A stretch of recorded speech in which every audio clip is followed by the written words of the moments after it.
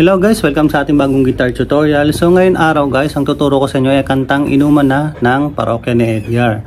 Pero bago tayo magsimula guys, kung napadaan ka lang sa akin channel, baka pwedeng makinig sa'yo ng like, subscribe at hit mo na rin ang notification bell para update kita lagi pag nag-upload ako ng aking mga bagong video. So madali lang to guys, tatlong chords lang naman ang gagamitin natin dito. G, A minor, and C. So yung tatlong chords na yan guys, yan ang gagamitin nyo hanggang matapos yung kanta. So madali lang naman to guys. Ang strumming pattern niya ay down, down, up, up, down, down, down, up, down.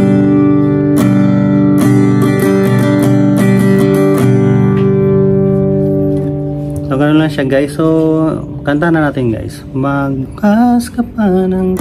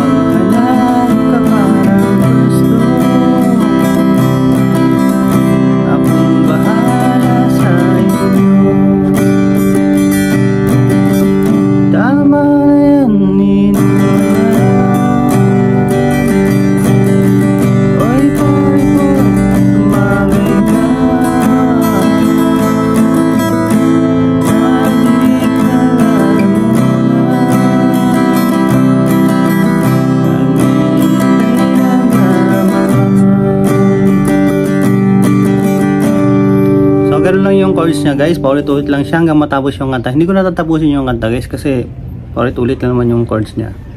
So yun lang guys, hanggang dito na lang. This is Husky Guitar, nagsabi na huwag kang tamaring mag-gitara at mag-practice ka lang lagi. So ayun guys, see you sa next video.